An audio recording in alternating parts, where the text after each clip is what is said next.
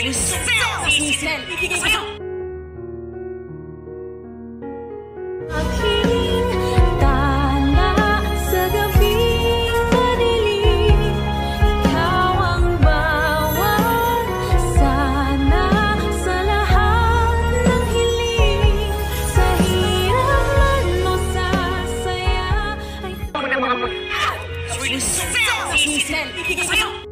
Ay, grabe talaga nangyayari ngayon sa abot kamay na pangarap na kung saan nga. Pinakita na nga dito ang teaser o yung palabas para sa Martes. And yes guys, ito nga unang-unang pinakita is ito nga si Doc Carlos. And yes guys, meron nga itong pinaplano o niluluto, no, na kung saan dun nga sa kanyang attorney is inuutusan niya ito.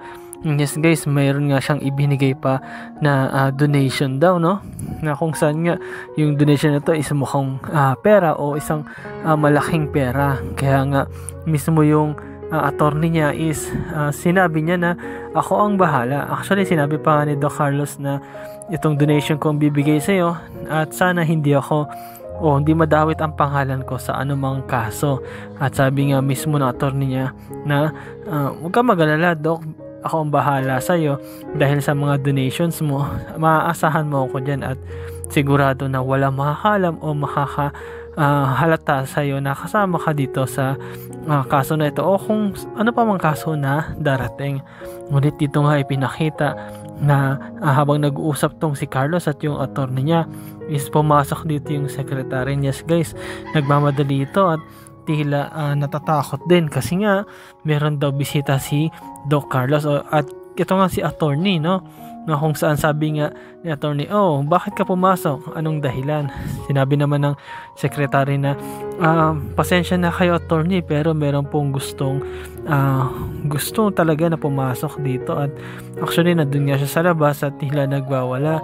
Then sabi ni attorney na ano yon o sino yon, at sinabi naman ng secretary na ang pangalan po niya ay Giselle Tanyag at nagulat doon sila, no, pinag-uusapan pa lang nila yun, yung mga Tanyag, tapos dumating na, tapos ito nga si Carlos is tila nagulat din at tila natatakot kapag naabutan siya o nakita siya mismo dito ni Giselle kasi sigurado makakahalata na itong si Giselle na talagang may kinalaman to si Carlos sa mga nangyari, lalo na dito sa attorney ni Dax, no, na kung saan mapera at talagang pwedeng makalusot dahil nga magaling yung attorney pero in the right price. Pero dito nga guys, ipinakita din, no, na sa wakas ito nga si Moira ang pinakahihintay natin, lalo na ng mga netizens na mahuli. Yes guys, nahuli na nga ito doon sa Japan, no, na kung saan nakatulong talaga yung tracking device na nilagay ni Annalyn sa bag ni Zoe, na kung saan di nga niya nahalata yun, no, na kung maalala nyo last episode is nag-usap tong si Annalyn at ito nga si Zoe, tapos humag itong si Annalyn. Sabi ni Zoe, ba't paghag ka pa? Yung pala hindi niya alam na may nilagay pala si Annalyn. Yes guys, pinag-usapan nga ito nila Carlos, no, na huwag sila magpahalata sapagkat sinabi ni Annalyn na yung number na natawagan niya ay si Moira at talagang sakto yung pagplano nila kasi doon na huli nila itong si Moira at actually may kasama na nga silang mga pulis eh. Kaya nga sabi mismo ni RJ na Moira, huwag ka nang magtago pa, huwag ka nang tamakbo pa, don't make it hard kasi mahuli ka na kahit saan ka pumunta ngayon dito sa Japan is huling-huli ka na. And yes guys, nahuli nga dito si Moira at dito nga pinakita na ito nga si Lynette is masaya siya. Yes guys, ibinalita nga niya agad ito sa Pilipinas, lalo na dito kay Ma'am Giselle. And yes guys, nakatulong nga ito na mawala yung stress ni Ma'am Giselle, no, kung saan maalala ninyo gusto niya pumasok doon sa attorney ngunit hindi siya pinapasok kasi kung makapasok siya at makakausap niya attorney, makikita niya doon si Carlos at mabubuking sila. Bad trip nga itong si Ma'am Giselle pero nung narinig yung balita is nawala yung bad trip niya, talagang masayang masaya siya at excited na nga siya actually na makita itong si Moira at mukhang baka masaktan niya ito, no? Baka masabunutan pa pag nagkita. At dito nga guys, ipinakita na ito nga si Moira is pinauwi na ng Pilipinas. Yes guys, sila Annalyn din at sila RJ is umuwi na rin, no? Na kung saan nga dahil nga dito sa pagkakahuli ni Moira, ang daming ang pulis na nag-escort kahit sa pagbaba pa lang nito ng airport is nandun na yung mga pulis, no, na kung saan nga para hindi makatakas itong si Moira, kasi alam niyo naman masyadong makulit to si Moira, masyado tong parang daig pa niya yung palos na lagi na lang nakakawala, kahit yung mga pulis is naiisa niya pa rin. Pero dito guys, no, inabangan talaga ni Giselle yung pagdating dito ni Moira, kasi talagang inip na siya eh, no? At talagang parang gusto niya nang masaktan to si Moira dahil sa sobrang inis niya at galit niya dito, which is kahit naman kayo pwede niyo yung magawa siguro dito sa kanya, kasi si Moira is isa na siyang tinuturing na kriminal dahil sa mga patong-patong na kaso na kinakaharap niya, na tinatakasan niya, pilit niya tinatakasan, pero nahuli pa rin siya. At alam ko guys, masaya kayo, no? Lalo na yung mga netizens, sa mga subscriber natin, na yung chance na ito o yung time na ito na makitang mahuli at makulong itong si Moira, na kung saan nga itong si Moira is wala na talagang kawala. Nagpaplano pa nga siyang makatakas sana at umalis ng Japan. Nakausap pa nga niya o nakipagkita pa nga ito, kung matandaan niyo, kay Zoe. Pero talagang ito na yung time na mahuli at makulong itong si Moira. Ngunit bago nga mangyari, no, makita natin na talagang itong si Moira talagang inisip pa rin niya yung anak niya. Kahit na chance niya na sana na makatakas ito, is nakipagkita pa rin siya sa anak niya, kahit na alam niyang delikado, na kahit na alam niya na pwede siyang masundan. Magpaplano pa nga ito na pagpatuloy lang ni Zoe ginagawa niya, na pagpapangga para hindi siya mahuli, kasi naniniwala naman sa kanya, pero hindi pala, kundi nahuli pala sila dahil mismo doon sa pinano nila Annalyn. At ito nga guys, pinakita na nga na ito nga si Giselle. Kita mo parang galit na galit, no? Gustong manakit nung nakita niya si Moira. Yes guys, talagang nakita mo na parang gusto niya ng sabunutan to si Moira, no?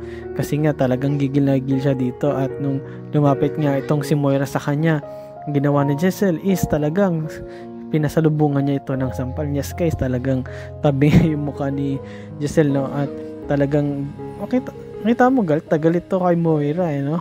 At talagang nasaktan dito si Moira sa ginawa mismo ni Giselle. Pero sabi nga mismo ni Moira na wala akong pakialam dyan sa sampal mo, hindi ako dyan nasasaktan.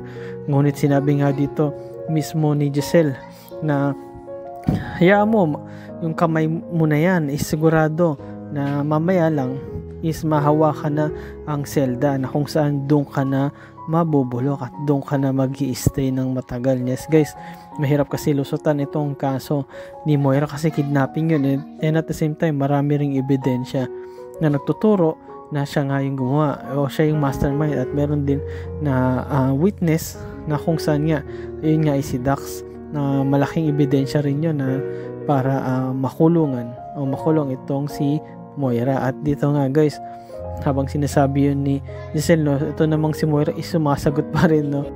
At talagang palaban itong si Moira, no, kahit na wala na siyang kakampi, kahit mga pulis na ngayon katabi, talagang talak ng talak pa rin to, no? At talagang nakikipaglaban siya dito nga kay Giselle. At sinasabi nga niya na wala kwenta yung sampal mo, alam mo kung makakawala lang ako dito at maalis yung posa sa akin, sigurado mas sakit yung sampal na gagawin ko sa'yo, Giselle. Yes guys, talagang palaban pa rin itong si Moira sa kabila ng lahat, no? Talagang di siya nahihiya, talagang mararamdaman mo at makikita mo yung personal na galit nito nga ni Moira kay Giselle, which is dapat wala naman talaga, kasi kung may rumang pwedeng pagalitan o ikagalit tong si Moira is yung sarili niya lang, kasi meron siyang mga bagay na gustong makuha, lalo na yung kayamanan ng Tanyag, pero hindi niya makuha.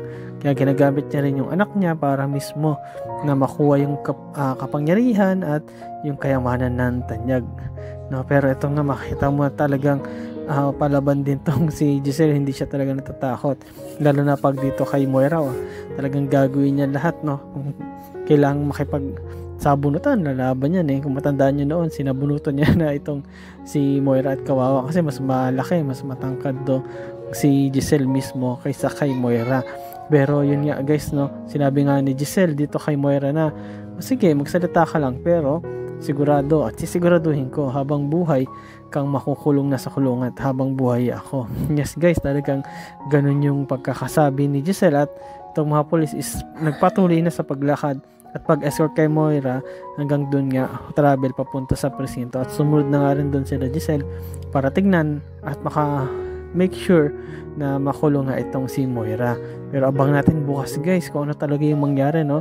Magiging happy ending na ba ito katulad ng ngiti dyan ni Annalyn, at ano kaya ang mangyari dito kay Moira? Totoo bang makukulong na ito at bubulok sa kulungan, o baka naman makatakas pa? At ano kayang gagawin Giselle at ni RJ at ng mga tanyag para tuluyang mabulok sa kulungan itong si Moira? And yes guys, salamat sa panonood nyo sa aking channel, sa inyong pag-like, comment at pag-share. At yun lang guys, ingat palagi, bye bye.